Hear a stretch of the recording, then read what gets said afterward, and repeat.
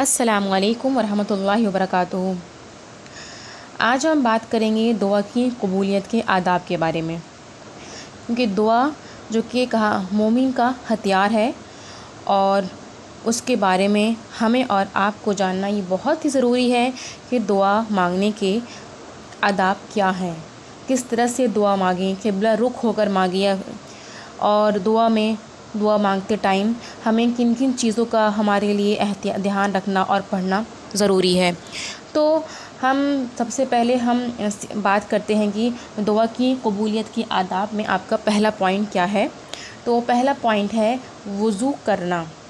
इसकी कई सारे पॉइंट हैं और इंशाअल्लाह हर पॉइंट पर हम तफसील से बात करेंगे। अभी हम ये जान लेते हैं कि कौन कौन से पॉइंट हैं। पहला है वज़ू करना, यानी कि दुआ की कबूलियत के लिए सबसे पहली चीज़ क्या है, वज़ू। आप वज़ू करेंगे पहले। उसके बाद है क़िबला रुख होना, यानी आपको क़िबले की तरफ होना होगा उसके बाद, ठीक है।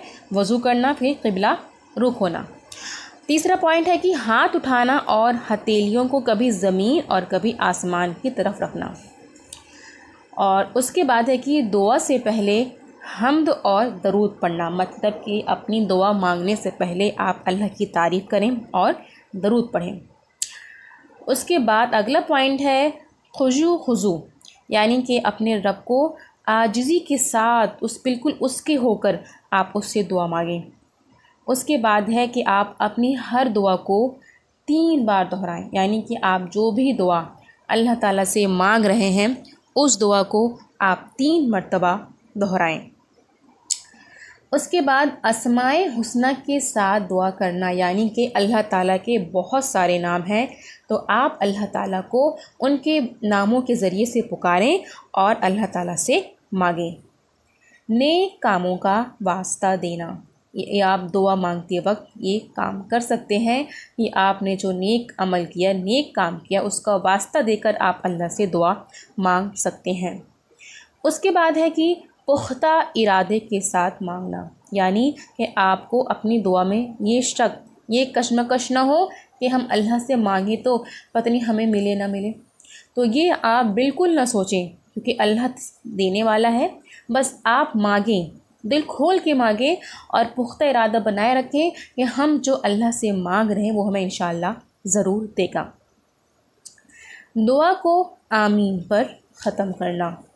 उसके बाद है ममनू हालात में दुआ ना करना, यानी कि हदीस में बहुत से ऐसे मौक़े हैं जहाँ पर दुआ और इस्तिग़फ़ार वग़ैरह करने की ममानियत है। ज़रूरत से बड़ी चीज़ और ज़्यादा से ज़्यादा मांगना, तो आप बिल्कुल जो आपकी बड़ी से बड़ी ख्वाहिश है वो आप अल्लाह ताला से मांग सकते हैं, क्योंकि अल्लाह ताला जो देने वाला है उसके लिए कोई चीज़ बड़ी नहीं है। आप जो मांगेंगे अल्लाह ताला आपको देगा।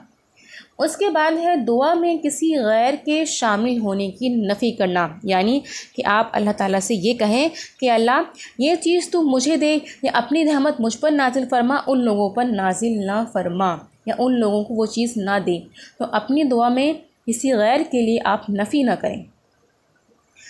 आखिरी पॉइंट हमारा है कि आप जो दुआ मांगें उसको बराबर अल्लाह ताला से मांगते रहें, क्योंकि एक हदीस थी कि अल्लाह के नबी सल्लल्लाहु अलैहि वसल्लम से पूछा गया कि कौन सा अमल अल्लाह के नज़दीक पसंदीदा है, तो आप सल्लल्लाहु अलैहि वसल्लम ने फरमाया बराबर किया जाने वाला अमल, ख्वाह वो थोड़ा सा ही क्यों ना हो।